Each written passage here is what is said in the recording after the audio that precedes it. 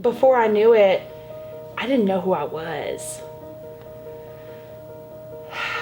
Gosh, just so many things that I remember thinking, I'll never do this, I'll never do that, like ever. Just all the I'll nevers.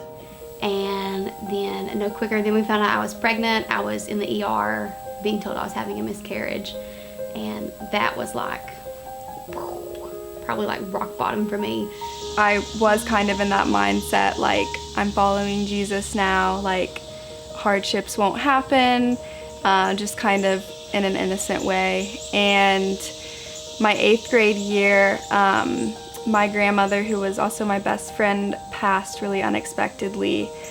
At that point, I looked at Michael in the hospital and I just said, I'm so sorry. I once again felt like I was letting someone down. It wasn't Jesus this time though, I was letting my husband down, because how could I let our child die? You know, how could someone do that?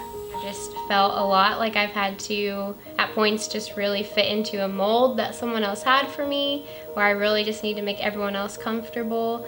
And so finding my own voice in things has been really difficult for me, and it's still something I'm working through. So I struggled a lot with suicidal thoughts and anxieties, and ended up going to treatment my sophomore year of high school for the first time.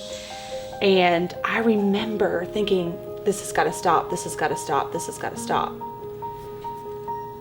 And inside my head, without missing a beat, it was like, it's fine, this is no big deal. It's no big deal. And then college came, and it was what I had been waiting for what seemed like forever.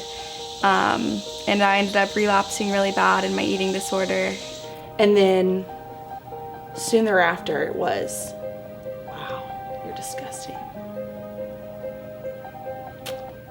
You're horrible.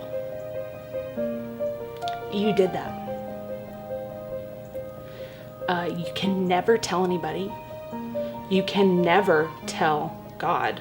You can never talk to him about that. He can't see you or hear you anymore.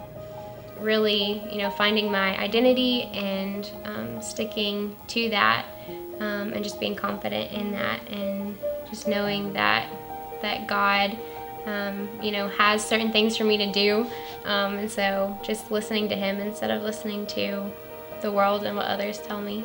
And me and my group of friends there were like, in all of this time, like, we thought that this struggle was gonna pull us away from God, but really it's pushing us near him. 16 and pregnant, he was right there in the delivery room. Miscarriage, he was right there in the ER with me. And then the second miscarriage, he was right there. And it's like we can pause time and go back to those moments and pinpoint where Jesus was at. And just time after time, him providing ways out. And every time, even though those times weren't the time until it was, those were like promises. I'm bringing, you're mine, you can't stay here. I have just had to trust him that there were going to be, people that he would provide relationships there, that would, I wouldn't be alone wherever I was going.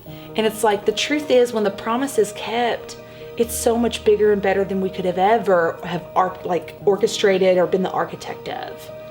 That's just the best promise in the world. Even in the dark, he's there.